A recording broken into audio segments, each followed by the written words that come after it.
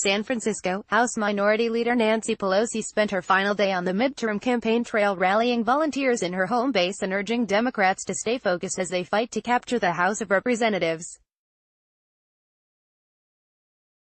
Democratic candidates shouldn't let President Trump distract them with provocative rhetoric about immigration, Pelosi told more than 150 volunteers at a campaign office in the heart of the Castro district on Saturday. Trump wants voters to think the Democrats are all about impeachment, investigation, caravans, scaravans, she said. Don't take the bait, just stick with healthcare, good-paying jobs, and clean government. Her appearance, in a former Pottery Barn that San Francisco Democrats have transformed into an election war room, capped a cross-country campaign swing stumping for Democratic candidates and meeting activists. Dozens of volunteers wearing rainbow flag wristbands emblazoned with Pelosi's name called and texted voters in competitive districts in California and around the country, urging them to get to the polls. Whenever a voter on the line said they were backing Democrats, volunteers rang a bell and burst into cheers. Pelosi radiated optimism that her party will take back the House. In an interview, she said Trump's doubling down on divisive immigration messages like ending birthright citizenship and sending troops to the U.S.-Mexican border amounted to scare tactics. It's tried and true with his base, Pelosi said. What's sad about it is he's not telling the truth. In light of the pipe bomb sent to prominent critics of the president, Pelosi argued that it was especially important for Democrats to stand up to Trump, condoning the use of violence. As president, he doesn't realize that his words weigh a ton and that they fall on some ears that may be more fragile than he might imagine, Pelosi said. He thinks he's funny when he says some of these things, but the consequences falling on the wrong ears are not funny, they're tragic.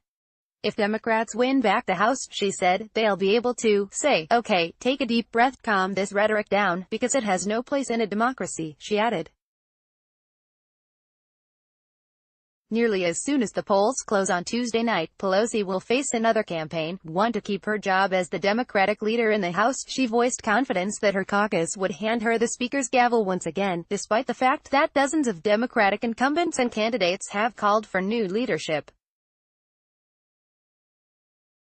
Listen, if Hillary had won, I'd be jubilant to go home, Pelosi said. I was shocked that she didn't win. I still can't get over it, especially in terms of who she lost to, but with Trump in the Oval Office, she said she felt a responsibility to fight for issues like protecting the Affordable Care Act, which I feel very proprietary about, as well as making sure there's a woman at the table. None of us are indispensable, but some of us are just better at what we do, she said. That's my case. Pelosi's busy Castro headquarters was plastered with district maps and posters declaring her the best speaker ever. Susan Pfeiffer, a volunteer leader who lives in the outer sunset, said the enthusiasm from San Francisco activists this year felt more like a presidential election than a midterm.